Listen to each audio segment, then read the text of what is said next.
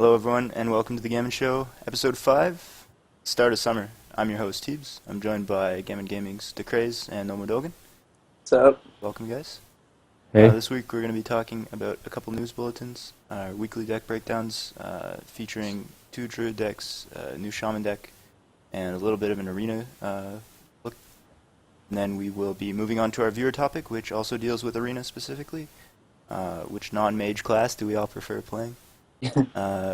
Finishing up with our meta-analysis, and then moving on to a couple shoutouts. So let's get started. How you guys doing this week? Not too bad. I'm getting close to Legend. Haven't had as much time as I've wanted to play because of finals, but getting there. Just got almost gatekeepered, but hopefully by the end of tonight or something. You sitting in innkeeper rank right now? Yep. It feels weird. Usually when I'm innkeeper, I'm just like gunning until I get it, but priorities. Fair enough. Nomodogan, how you doing? Yeah, I've been hanging around rank 3 and 4. I just kind of jumped up from 9 the other day since I finally got to play again from being on vacation, and I'm actually about to go back out on vacation, so hopefully I can hit Legend before I leave. So. Yes. Alright, let's get straight into the news, guys. So the first story this week is Dreamhack. It's coming. Everyone's going crazy in chat about Gamon. Alright, so the Dreamhack tournament's coming up this weekend, Dreamhack Summer in Sweden. And this is following up on the great success of the Bucharest tournament, which was about a month and a half ago now. Yeah, basically, the way they're doing this one, we talked about it a couple weeks ago, but I'll go over the format again for you guys. They're seeding in 12 pro players, and those guys are getting a bye into the finals.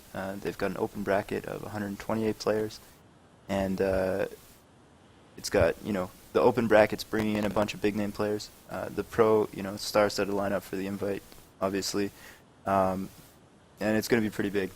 What have you guys been hearing about this tournament so far?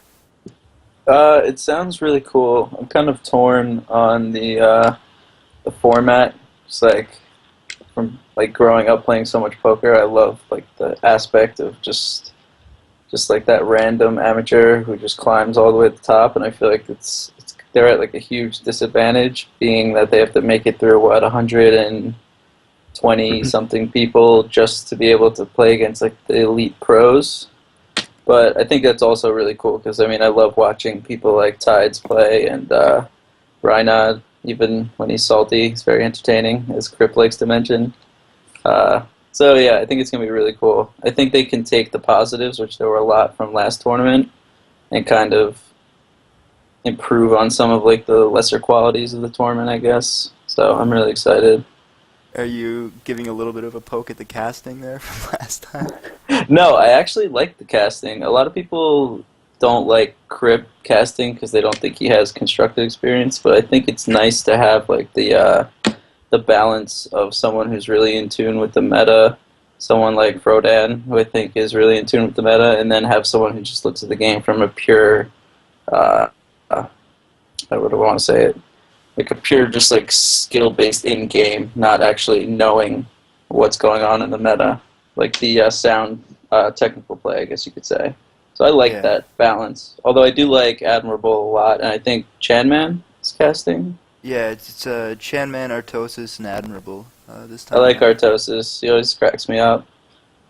And Should be pretty good. Chanman gets a lot of heat.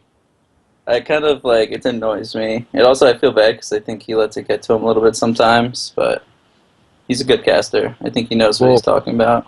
When it comes to casting, you have to have that one caster who's the dumb guy, right? For people who are just tuning into the stream, I'm not saying he's a dumb guy, but for the people who are just tuning into the game, who don't understand the game yet, it's nice to have someone who is kind of looking at things from a different perspective than a pro would, because a pro might say something that a newer player wouldn't understand. So it's nice to have someone there.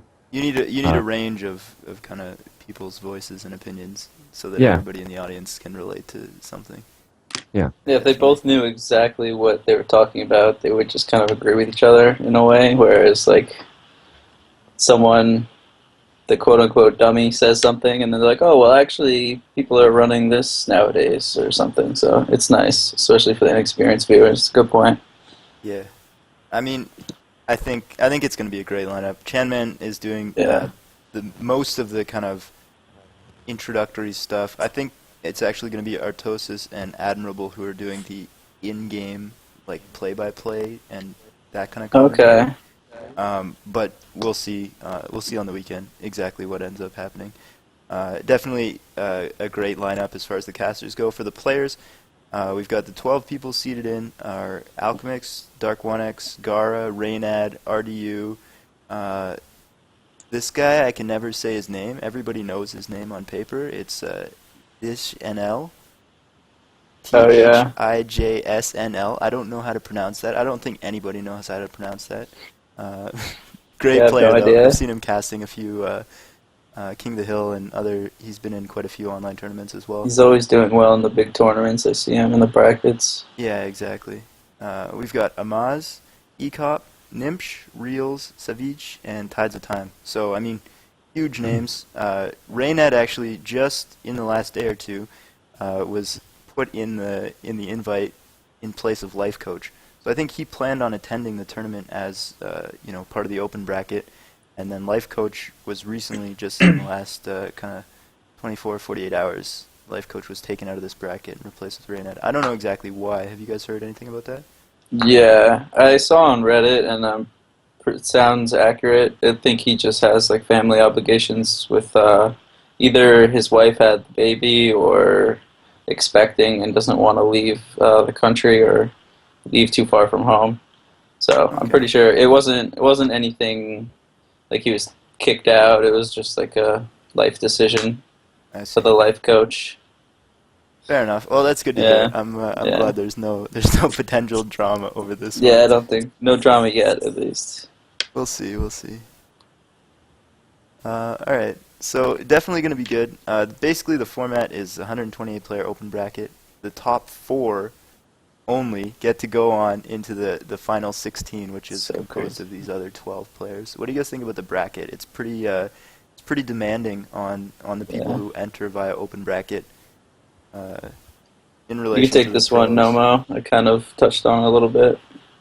Yeah, I think it's definitely like a good sized tournament. You know, I think Hearthstone tournaments will just like keep increasing in size, and I think it'll definitely be tough to get there.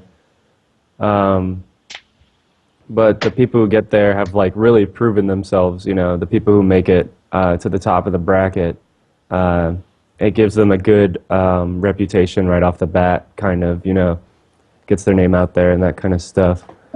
And I think just like having the tournaments be really difficult is good because anyone can dedicate a lot of time to the ladder and figure out the metagame and, you know, try to improve their technical skill and get their name out there through that. So I think it's nice to have a tournament where a skilled player can prove themselves in that kind of a way. So Yeah, I think it's good cool. points. I think it's great, like you're saying, that this is going to be a difficult tournament and a kind of a high skill tournament because we haven't had a great deal of kind of live broadcast on location tournaments. There's been a great deal of online tournaments broadcast on Twitch and stuff, but aside from like what Dreamcast or Dreamhack Bucharest and BlizzCon, I mean, that's really been it as far. I guess there's been some tournaments over in Korea actually. Oh yeah, But I mean, yeah, on the whole, I guess my point is that there haven't been a lot of live on location tournaments. So I'm glad to see that this is, shaping up to be a big deal in terms of players and difficulty and all of those things that go along with it. They've got a pretty good prize pool as well. I think it's 25,000. yeah, I think it's first 25. place.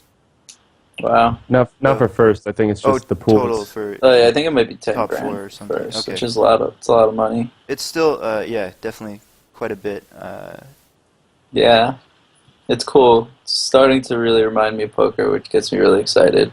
Yeah, says good things about the future of the game. And, leading into BlizzCon, we got a couple months before that.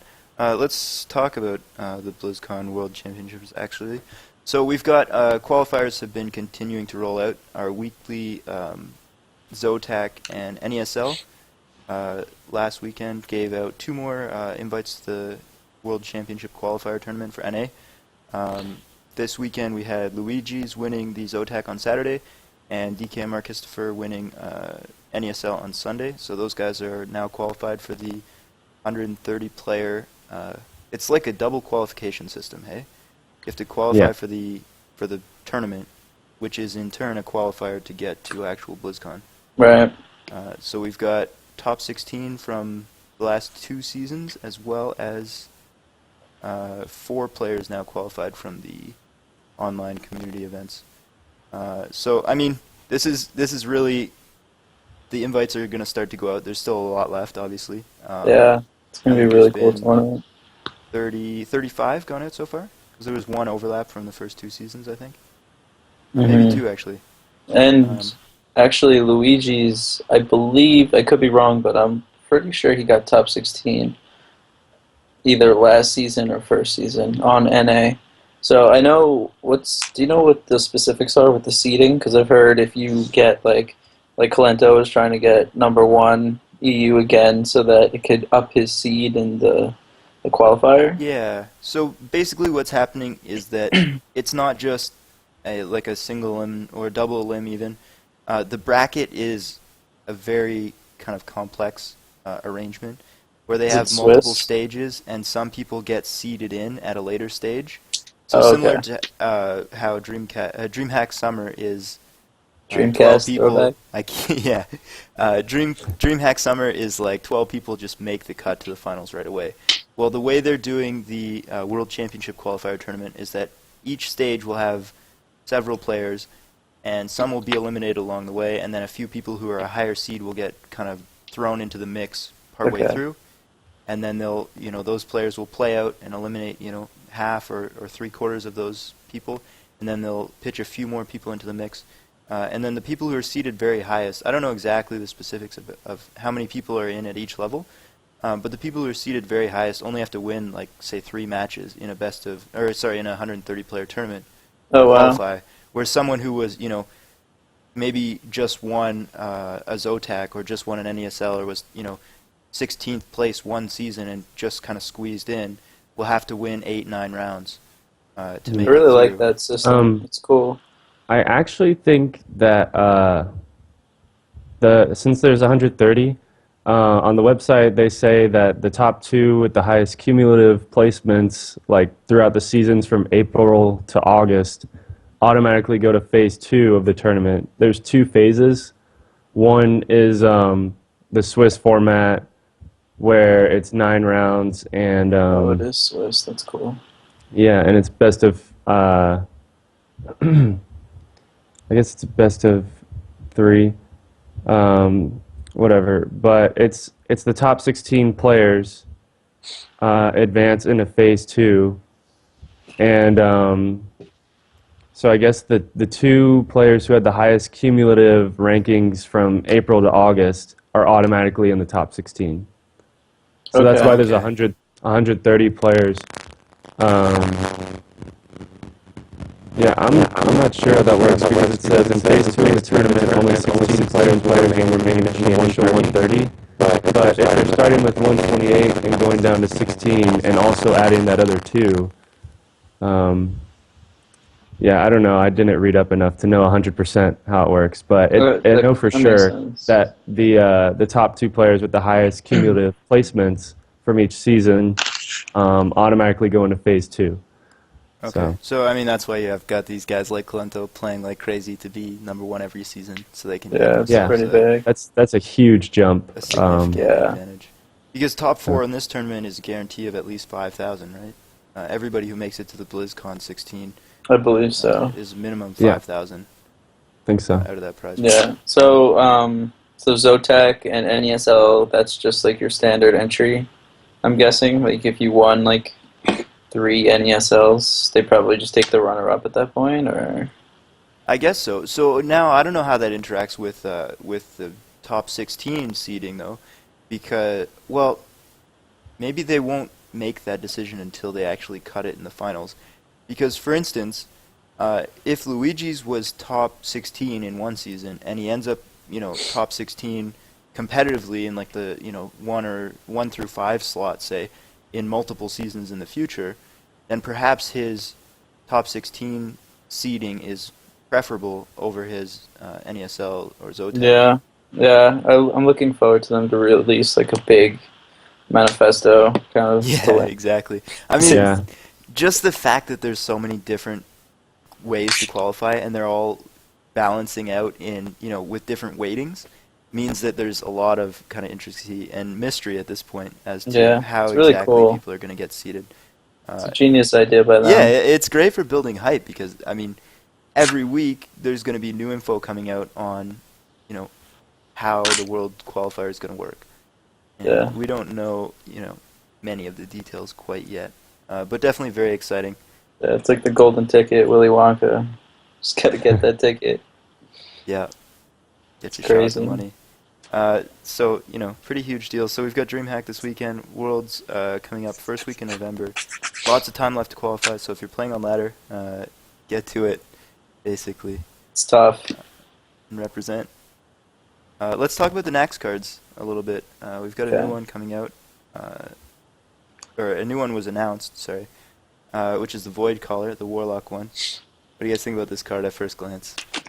I'm really excited about this card. I know some people, every time one of these cards come out, it always feels like everyone just goes like, oh my god, this card's crazy, and then everyone's like, wait, this card kind of sucks.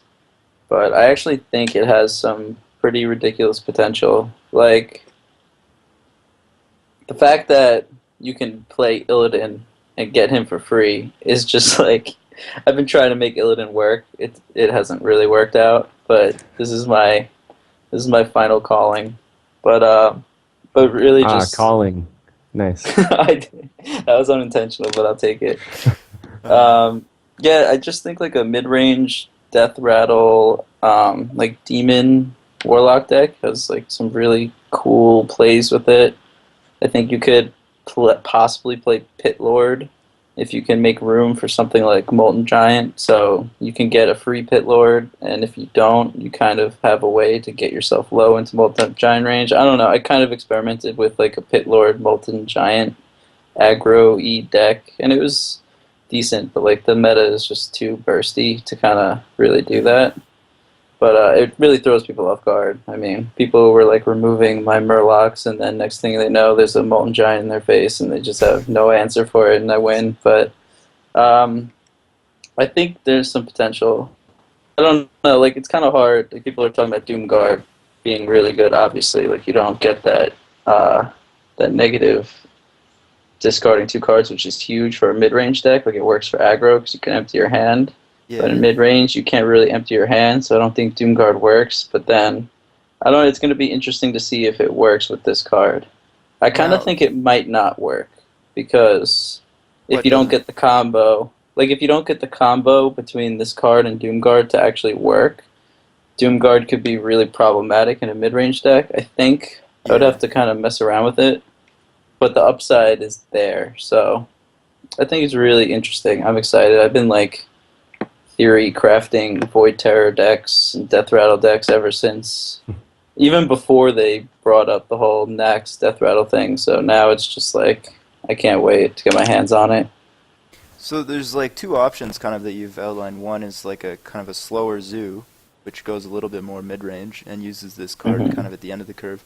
And the other one's like a faster handlock with the Molten Giants and stuff that you're talking about. Nomo, which one do you think is going to be more popular? What do you see this card doing? I think obviously it would be like way better if it was Battle Cry instead of Death Rattle. To put the demon onto the battlefield. But then again, that might be overpowered. But I could definitely see some application with this. Like a 3/4 for 4 isn't awful. Like, yeah, it's not good. But the upside is definitely really high. Especially if you have like Dread Inferno as a demon, which is actually like an okay card. and then there's Jiraxxus and Pit Lord and Doomguard. Like, yeah, Doomguard definitely is not that good in a mid-range deck because like discarding your hand or 2 cards, is like pretty bad. So I'm not sure if like Doomguard would have a place in that deck, but definitely like if they add more demons or like maybe even Illidan. But I just think Illidan's not good enough on his own. Not sure though. We'll have to see what else comes with it.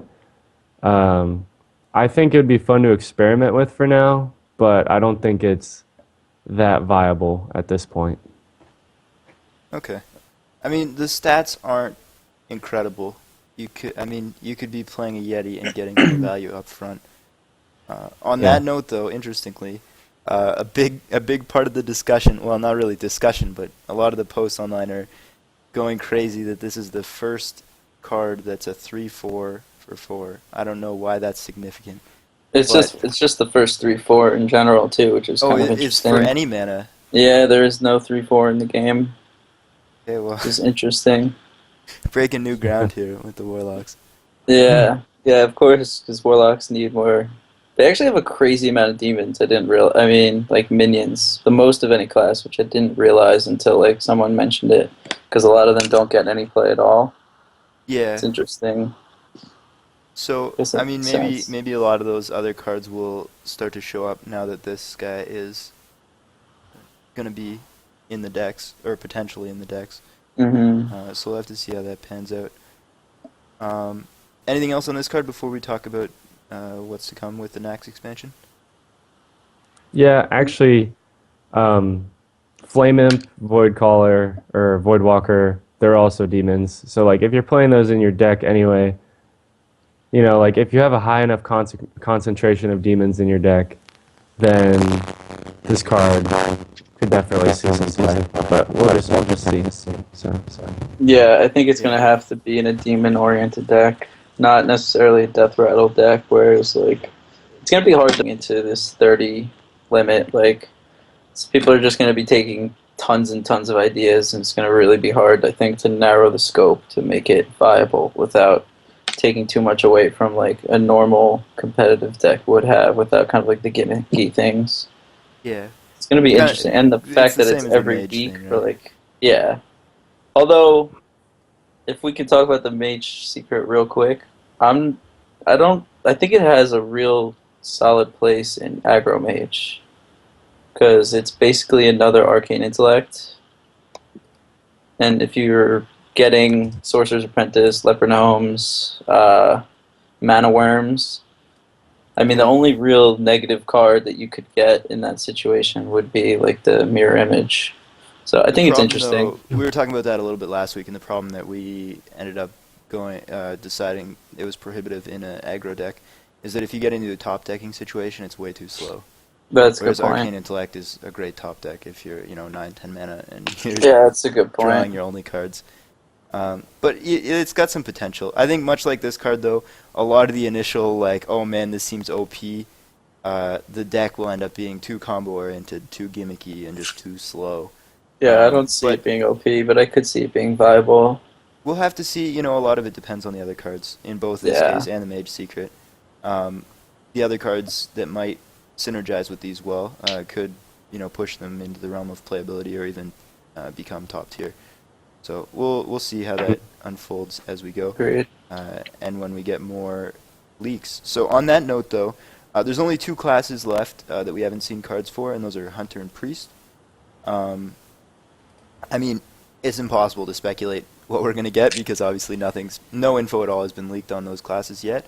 The reason I wanted to talk about this, though, is that as far as a timeline for Naxx, we've only got 2 weeks. These have been coming out 1 a week.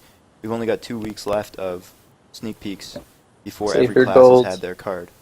So, pure speculation at this point, but make of that what you will in terms of release date. There's 2 weeks left of sneak peeks, and then we've got a little bit of downtime, potentially, until the release. I think it perfectly ends, like, right at the first day of summer, which is kind of interesting. But I can't see Blizzard actually releasing something quote unquote that's coming out summer on like the first day of summer. I'd see them from experience much later into the summer, but they're notorious. Yeah, I'll be optimistic though that I think it's time. If it's ready, they should, because it's getting a little stale. The meta really hasn't changed since last season, I don't think. Yeah. It's pretty much the same. And the other thing too is that these need to be released, not too close to BlizzCon, because you don't want brand new cards coming into the tournament scene before the meta's had enough time to get established. Otherwise, you've got, if the meta's too chaotic in the World Championship tournament, you're going to have people, maybe that's interesting. On the other hand, I don't think it's beneficial for the sake of determining who the best player in the world is, which is the ultimate goal of this type of tournament, right? Yeah, it also takes away a lot of the skill. A lot of the skill is the knowing the meta is like the premier skill, one of them at least. So, although it does let people like express their creativity. Very true. So that's true. Someone who can think of like a really good deck builder. Interesting for viewers, but for the sake of World Championships, I don't think that's ideal. I can't see them waiting that long. Hopefully it'll be soon. I'd definitely like to see some new cards. All right, do you guys want to talk about the decks first, or you want to go straight into meta analysis? Because we're kind of breaching onto that topic now. Let's go. Doesn't matter. Let's talk about it a little bit now. So, you were saying that the meta's become fairly stale in the sense that not many new decks have come out. Is that kind of what you're getting at? Yeah, I mean, I wouldn't say by stale. I mean, from the first week of last season, Miracle Rogue really rose from like the top 16 from season 1 came out, and everyone saw that everyone hit top 16, or like 90% of the people hit top 16 with Miracle Rogue. So obviously the first thing was to go, okay, let's go Miracle Rogue. And obviously with the Hunter nerf, we saw Hunter go away, and Druid is always there.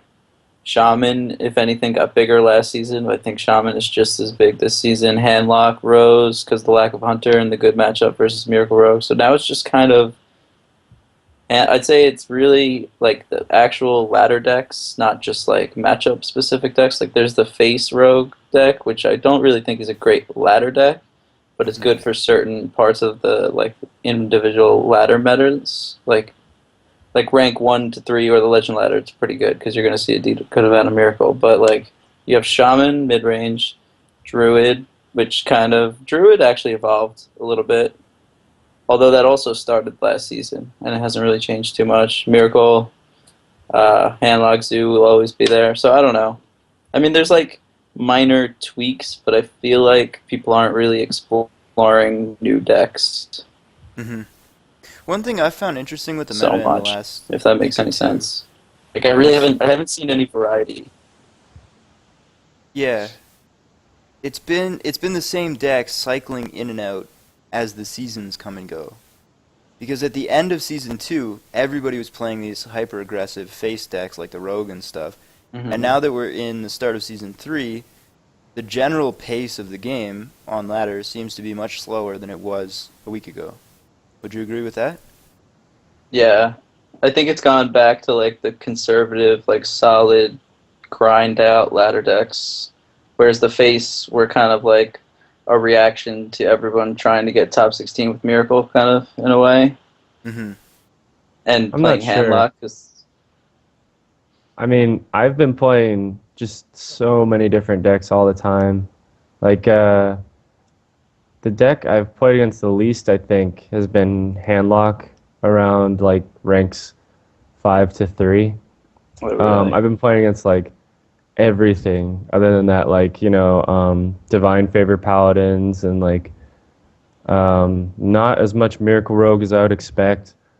And then a lot of Shaman, a lot of Zoo, some Paladins, some Priest. It's kind of weird. Yeah, well, let me clarify. I agree with you. I think the meta is in a really good place in the fact that there are so many good decks, but I just mean that in 2 months' time, I haven't really seen like new decks evolving much. They're kind of just changing a little bit to kind of tweak and then tweaking back, which I think is good and I think it's healthy. But that's why I'm like excited for Naxx, because I think it's going to absolutely just shake it up and open up so many more archetypes. Yeah, but yeah, I agree. There's definitely a lot going on the ladder right now. It's super diverse right now, and hopefully Naxx just like adds to that. Yeah.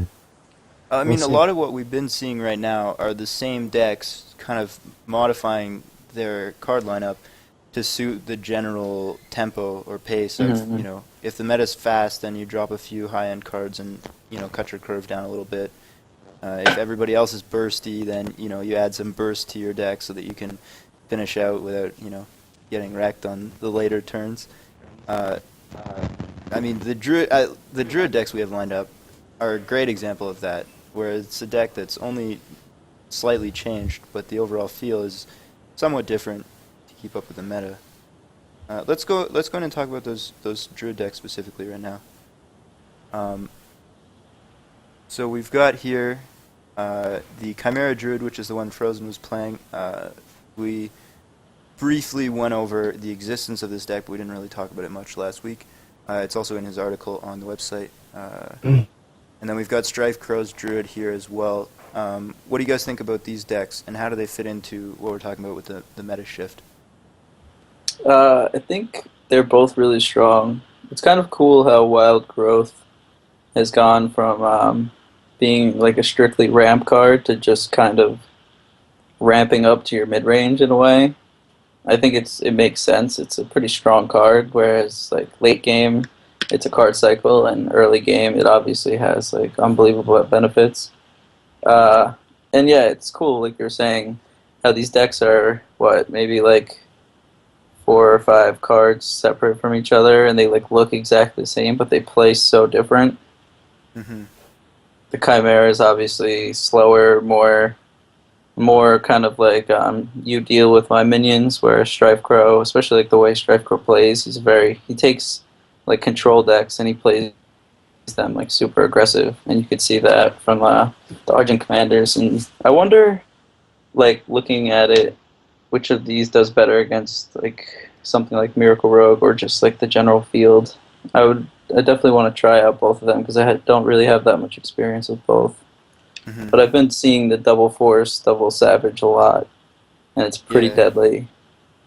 Almost all the Druid decks I've seen this season have been running the double combo, and it's pretty potent. I mean, you get to turn 9 and you pretty much always have to put them on 14 burst plus 2 per creature on the board. So, I mean, it gets outrageous really fast. And that's kind of what we were talking about before with the meta being faster and burstier. You know, these traditional ramp Druid decks, which are amongst the slowest in the game, have evolved to meet that. And you see in these two decks, like the double combo, you know, these decks plan to win on turn 9 on the spot. The Khymera is maybe a little bit slower, but the Strifecro especially is very aggressive. In response to your kind of musing about the Miracle Rogue matchup, I think the Strifecro, like as a Miracle Rogue player myself, I think the Strifecro gives me more trouble. That would be my guess. Just because the Argent Commanders are, generally speaking, pretty hard to deal with. They come in, they get value right away. They're not good sap targets by any means, where you compare them to the 6-drop in the Khymera, which is the Sunwalker. Comes in, gets sapped, is a huge setback in the tempo way of things. And, you know, it's... the Khymera Druid is more similar to Ramp. If you don't have saps and you don't draw very well, you're going to get overwhelmed and you're going to fall behind on the board. But the Strifecro is like, even if you draw well and you try to get a foothold on the board, it's just much more aggressive.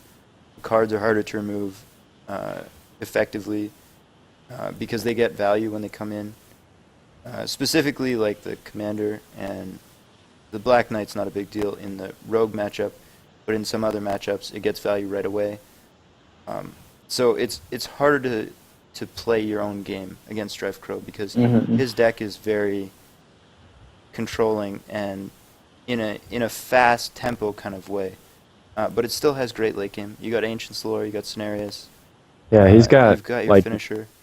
maximum value cards in here. It's just like, where's the Gnomish Inventor, man? I thought Strifecro always had that card I in his know. I guess he gave up on the dream. deck. Yeah, I mean, it's this deck. It seems really solid. I don't know how you could fit another 4-drop in it. The It looks really Yetis, solid. the Yetis have to be there in a Druid deck with Innervates. Keeper of the Grove, you can't cut those. Swipes, and then do you want to become a mage and run 8 4-drops? I don't think so. I think it's an interesting thing.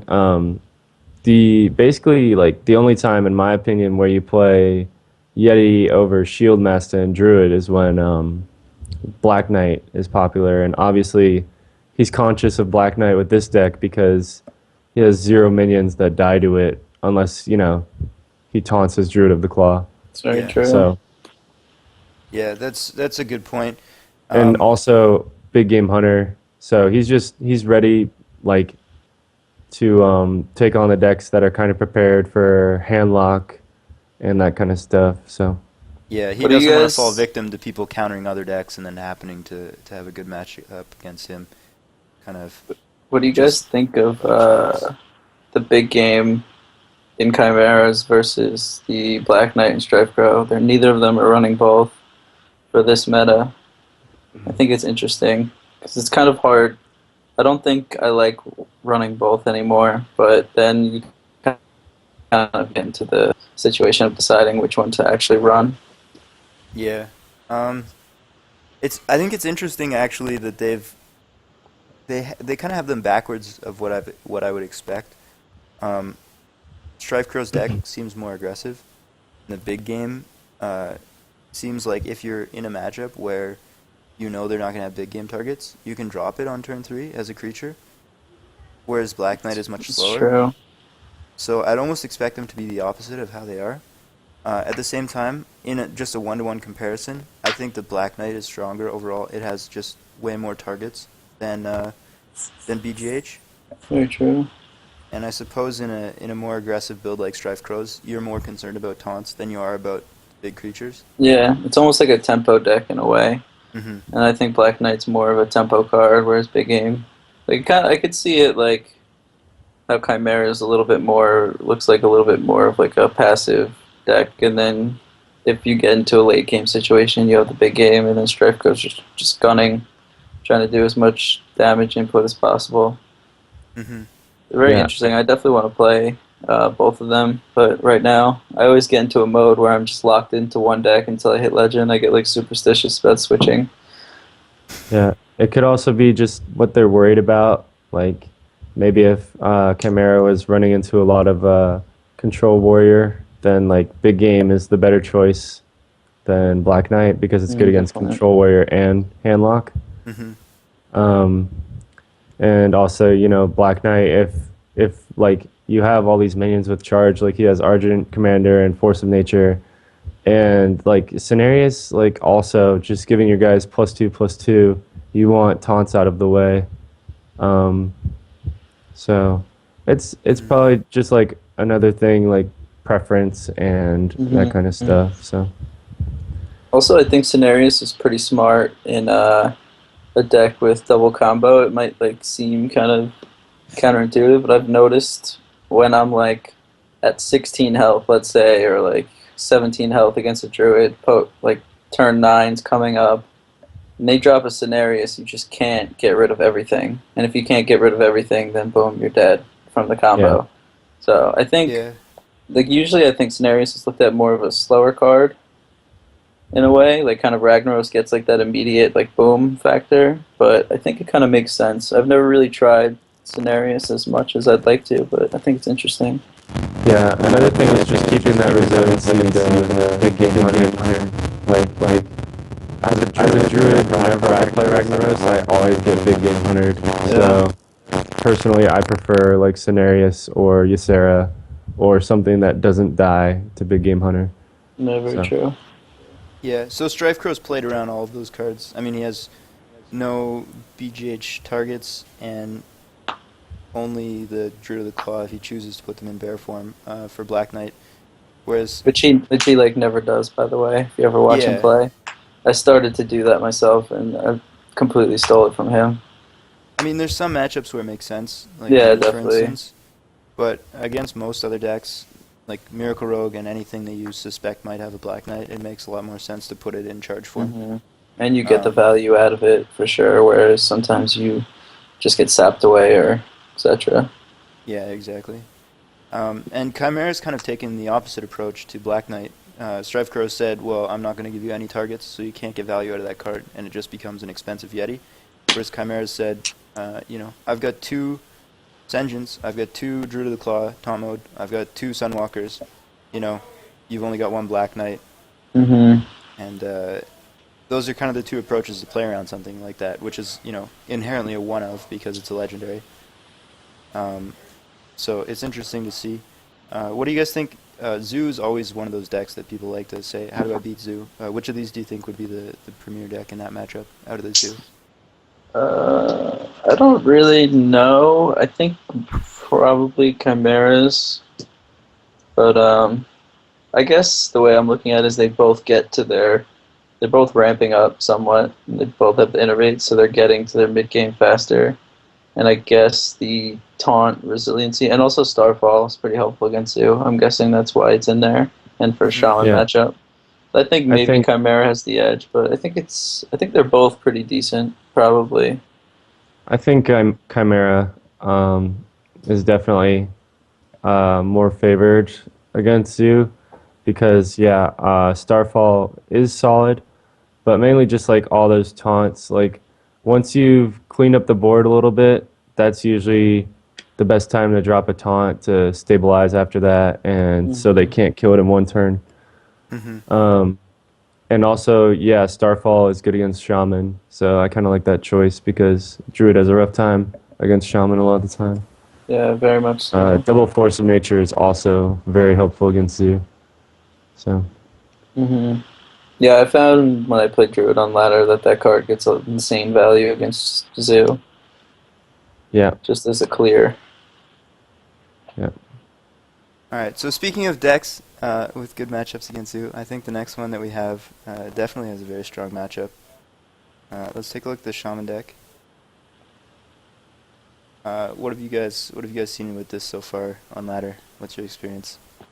I've run into it a couple of times. I kind of tried to make this myself based off of Duckwing Faces aggro mage, and I told you the story, but just quick summary. It's pretty funny. I was watching, I forget his name, SJOW, I don't know how to pronounce it, Show or something.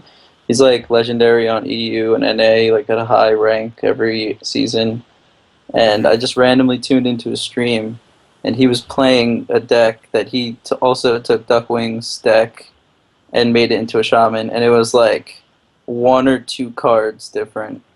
And he was #1 EU with it. So then I was like, maybe I should play this deck. So then after that, I just went on a tear. It's really fun. I recently added Tinkmaster and took out a Lightning Storm. If anyone's watching this and they're playing at lower ranks with more Zoo, that's definitely not something you'd want to do. But my primary matchups are currently Miracle Rogue, Druid, Handlock, kind of like how I was saying, and I think Tink is so much better than Lightning Storm in those matchups specifically, just for the fact that he's a Fox removal, but mostly he's just a high upside turn 3 play to turn your totem into a 5/5, and at worst case scenario, you're just turning your totem into the Searing Totem, so it's not too much of a big deal.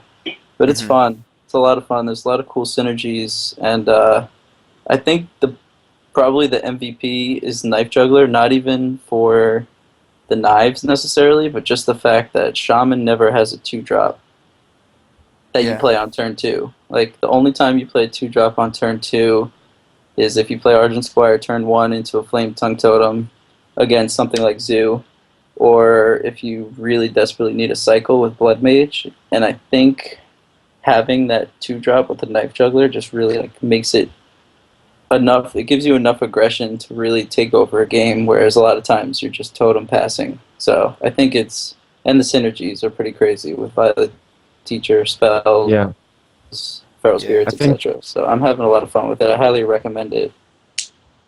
Yeah, I think you had a lot of good points there.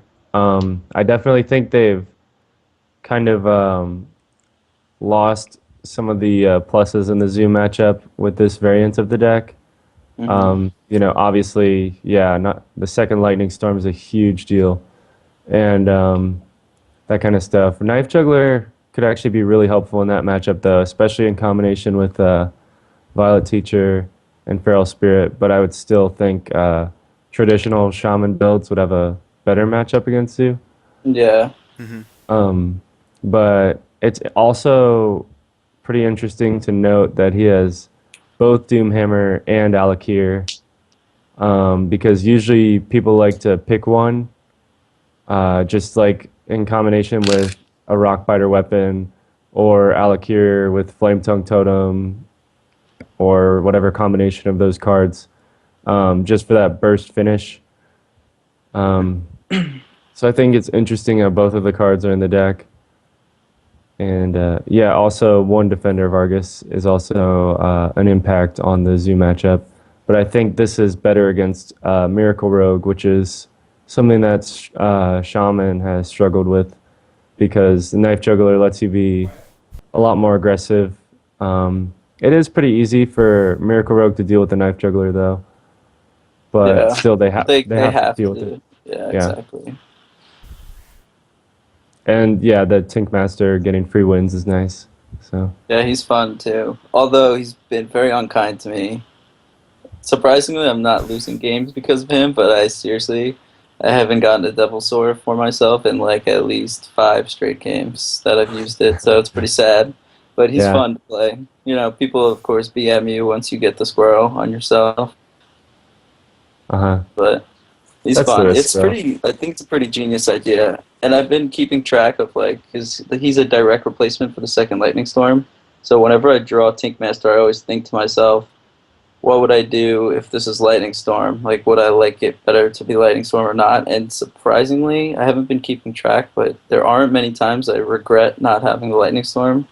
So I Hmm. don't know. Yeah. Lightning Storm is such a powerful card, but it is pretty detrimental if you have two of them in like the Handlock or the Druid matchup, because a lot of times it doesn't clear the board, and Yeah, the for only sure. time it does is if you double overload yourself. So it's interesting.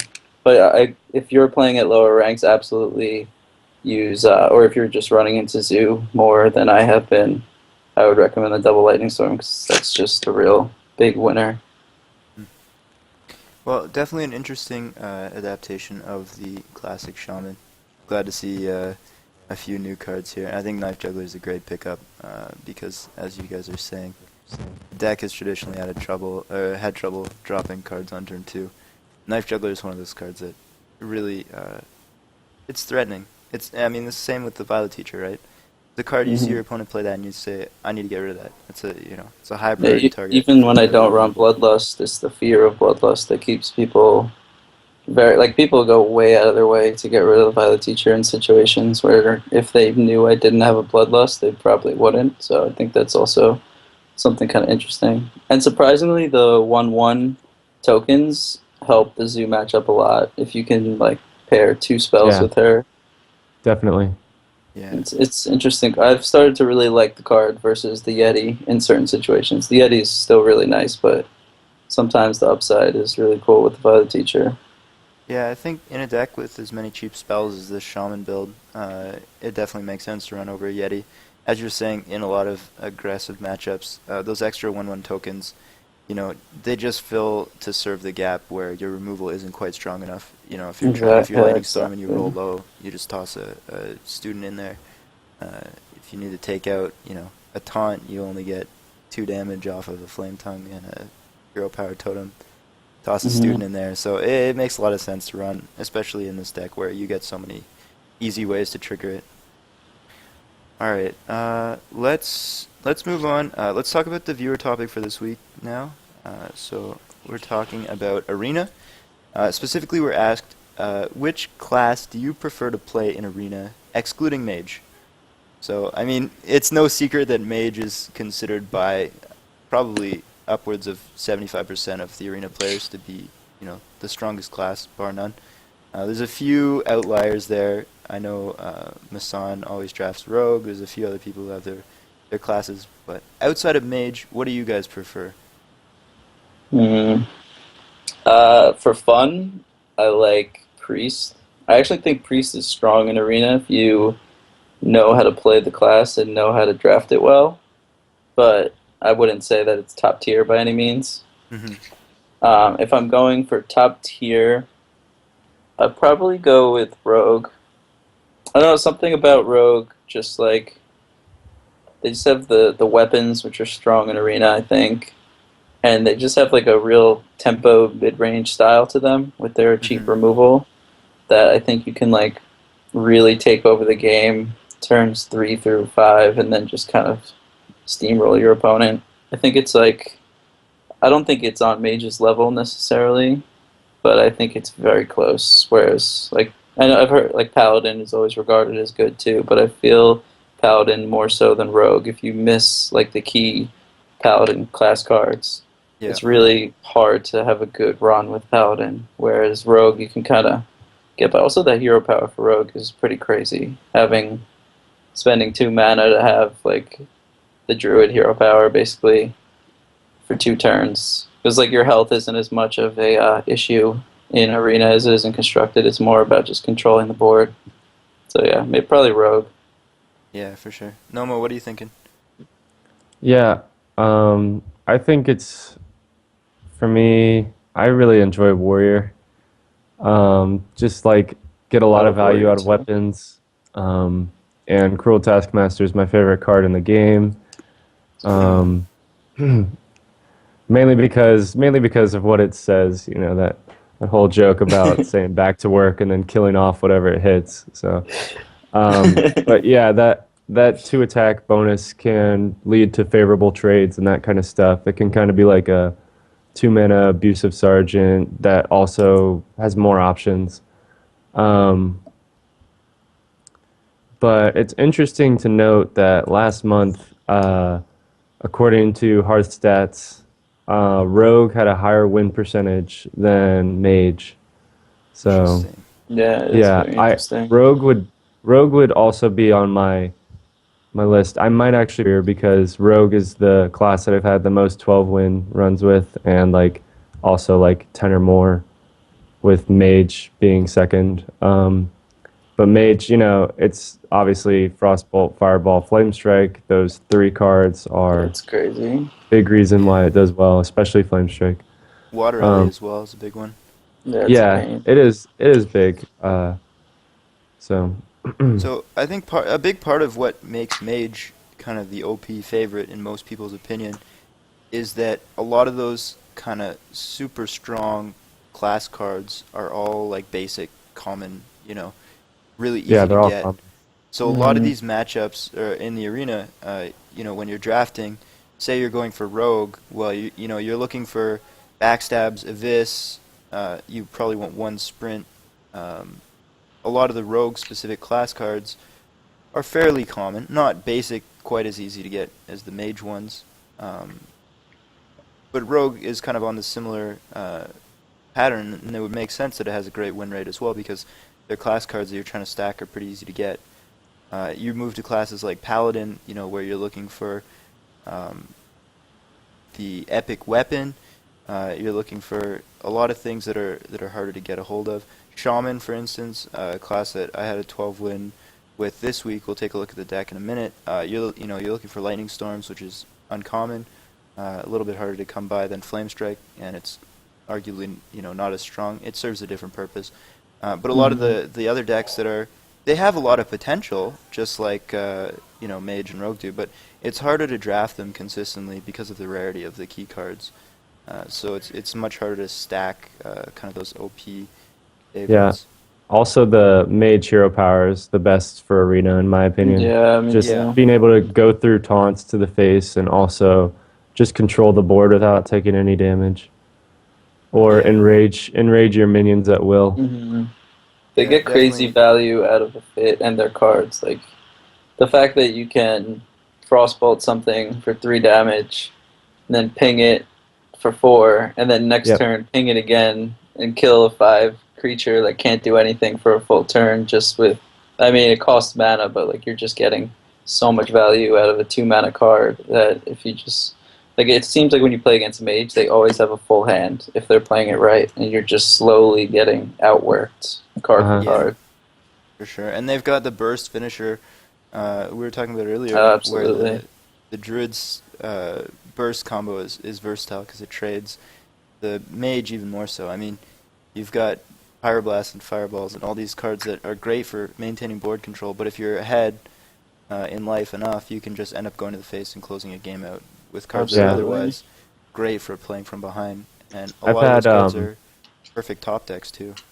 I've had a couple of games with Mage where I've had no Flame Strikes in my deck, and there's this one situation, there's actually been a few, where like I just had a ton of like burn in my hand, like Fireballs, Frost Bolts, Arcane Missiles, and I did the math and I was like, well, I can do 21 damage. I guess I'll just hope it works, you know? Like, and the guy was at like 20 or like 24, so like if I just ping him down and that kind of stuff, then yeah, and I have had success a lot of the time just going with that strategy if I don't have minions. It is unfortunate not to have minions, but it's just an option that's nice to have. Another thing with Rogue having higher numbers, it also had half as many games played as Mage did. Mage had like 70,000 and Rogue had 35,000. So maybe there's just more skilled players playing Rogue. Like if the sample sizes were equal, it would be a better way to analyze the data. But just adding that, so. It attracts a different player base perhaps towards the class. I think there's actually a new report that just came out, like, for the most recent month that they released, and I think Mage just, like, barely stepped above the Rogue again. So, kind of bring it back to what everyone was thinking. But, I mean, Rogue is still, like, you look at Mage and then Rogue, and then it's, like, kind of a decent, I mean, it's not a huge drop-off, because the sample sizes are gigantic, but it's substantial comparatively. Mm-hmm. All right, so my answer for this question is Shaman. I like Rogue a lot, but for me, I'm a little bit biased for a different reason than probably most people. I've already got level 60 Rogue, so I avoid playing Rogue in Arena because other than like getting a good Arena run, I don't get any XP from playing Rogue, whereas the other classes I will. So I avoid Rogue for that reason. I pick Mage if I can, but my next favorite go-to class is Shaman. So let's take a look here at this Shaman deck. So this is a 12-win deck that I had from 4 or 5 days ago. No, my deck was up for a second, and I was like, wow. I was talking earlier about the difficulty of, you know, loading up on your power cards in certain decks, and a lot of the really strong decks have, you know, like low rarity, like easy to come by cards that you're after. Shaman is a great example of that. 3 hexes, great card in Arena, and 3 fire elementals, also a great card. Both really easy to get. You know, it's not uncommon to see multiple copies of each.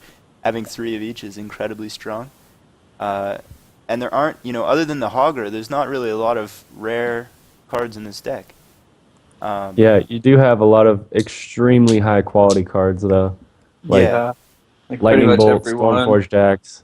Triple Fairy Dragon is also pretty nice. Feral Spirit is one of the best rares for Shaman. Manatide Totem is really good. You know, like all these premier cards, Double Yeti, Dark Iron Dwarf, like. So, I mean, definitely an exceptionally strong draft. I guess my point in this, and why I say I like Shaman outside of the Mage class, is that, you know, this deck is amazing quality, but aside from the Hogger, there's nothing that's really that hard to come by. It's fortunate to get this many copies of a lot of these cards, but a lot of Shaman decks will, you know, end up looking somewhat similar to this. Yeah, it's a very solid curve. It almost looks like a free-to-play deck that would do pretty well on ladder. Yeah, Stormwind Champion is also nice. Yeah, it's great synergy with a lot of the Shaman cards, the totems, and all the other little kind of creatures that it packs in. The key thing though about this deck is like there's like the only cards that are really like subpar are Reckless Rocketeer, Silver Moon Guardian, and that's pretty much it. Like all the rest of the cards are just like really good, and Fire Yeah. Elemental is one of the best cards in the game, and that kind of stuff. So How much I use was- did you get out of Hogger in this? I was actually going to say I was really impressed with Hogger's performance in this one. And the reason I say that is partially due to the strength of the rest of the deck, but it was pretty much every game I was already ahead on board by the time I got the chance to play Hogger. And he only came up in, I think, 3 or 4 of the games.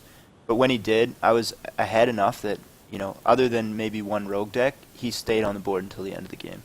Because if you Yeah. play him when you're ahead, he's so hard to deal with, especially in Arena where like strong removal isn't quite as common as in Constructed. He can really stick around if you're ahead and then, lead into a Stormwind champ and just carry the game.